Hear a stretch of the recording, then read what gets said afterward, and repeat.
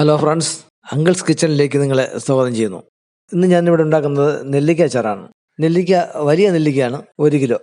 നമുക്ക് ആദ്യം ഇത് നെല്ലിക്ക ഒന്ന് കഴുകി വൃത്തിയാക്കി മാറ്റി വയ്ക്കുക. അതിനുശേഷം ഒരു പാൻ അടുപ്പിൽ വെച്ച് കത്തിച്ച് 1 ഗ്ലാസ് വെള്ളം ഒഴിച്ചിട്ട് ആ വെള്ളം തിളയ്ക്കുമ്പോൾ നമ്മുടെ ഈ നെല്ലിക്ക ആ പാത്രത്തിലേക്ക് ഇടുക. അതിൻ്റെ കൂടെ 1 സ്പൂൺ ഉപ്പ് കൂടി ചേർക്കുക. ഉപ്പ് തൽക്കാലത്തേക്കാണ് 1 സ്പൂൺ ചേർത്തത്. ഇതൊരു 3/4 വേവ് ആകുമ്പോൾ അതിനെ സ്റ്റൗ ഓഫ് ചെയ്ത് ഇറക്കി വയ്ക്കുക.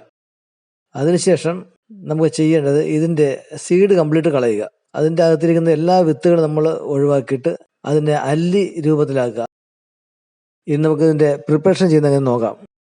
നമുക്കിവിടെ വേണ്ടത് ഒരു 10 പച്ചമുളക് ചെറുതായിട്ട് അരിഞ്ഞത്, ഒരു 4 കഷ്ണം ഇഞ്ചി അതും കൊത്തി അരിഞ്ഞത്, ഒരു 2 വലിയ വെളുത്തുള്ളി ചെറുതായി കൊത്തി നുറുക്കിയെടുക്കുക. ഇതൊന്നും പേസ്റ്റ് ആക്കരുത്.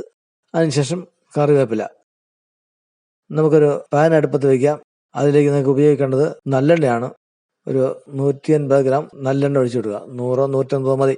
അതിലാണ് നമുക്കിനി താളിച്ചെടുക്കേണ്ടത്.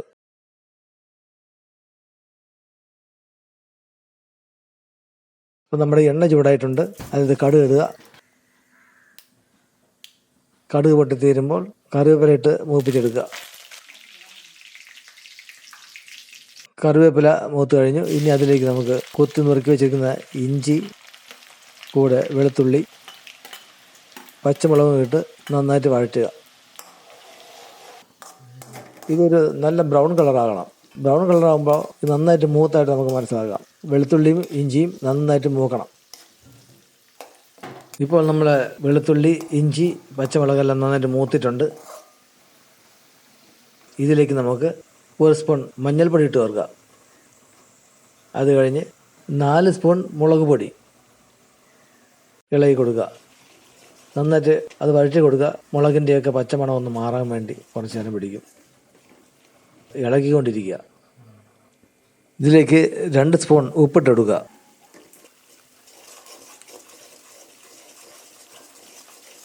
ഇനി ഇതിലേക്ക് ഒരു 2 ടീസ്പൂൺ ഉലുവാപ്പൊടി ചേർത്ത് കൊടുക്കണം. ഇതിലേക്ക് ഒരു 1.5 ടീസ്പൂൺ കായപ്പൊടി ചേർത്ത് കൊടുക്കണം. എല്ലാം കൂടെ ചേർത്ത് നന്നായി ഇളക്കി കൊടുക്കുക. അതിൻ്റെ കൂടെ ഒരു 100 മില്ലി വിനാഗിരി ചേർത്ത് കൊടുക്കണം. ഇളക്കി കൊടുക്കുക. നമ്മുടെ മസാലക്കൂട്ട് ഇപ്പോൾ ഏകദേശം കുറച്ച് കട്ടിയായിട്ടുണ്ട്. അതൊന്ന് ലൂസാക്കി എടുക്കാൻ വേണ്ടി നമുക്ക് ഒരു 1/2 ഗ്ലാസ് വെള്ളം ചേർത്ത് കൊടുക്കുക.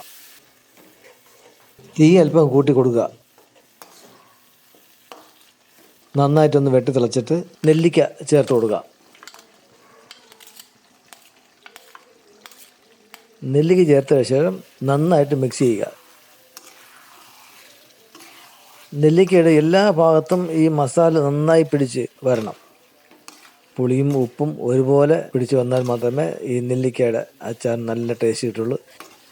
ഇപ്പോൾ തന്നെ അച്ചാറിൻ്റെ നല്ല മണമടിക്കാണ്. അതിനുശേഷം നമുക്ക് തീ ഓഫ് ചെയ്യാം. അത് നമ്മൾ വേറൊരു പാത്രത്തിലേക്ക് അത് പകർന്നിട്ടുണ്ട്. വളരെ ടേസ്റ്റിയാണ്. വീഡിയോ ഇഷ്ടപ്പെട്ടിട്ടുണ്ടെങ്കിൽ ലൈക്ക് ചെയ്യുക, ഷെയർ ചെയ്യുക, സബ്സ്ക്രൈബ് ചെയ്യുക. നന്ദി.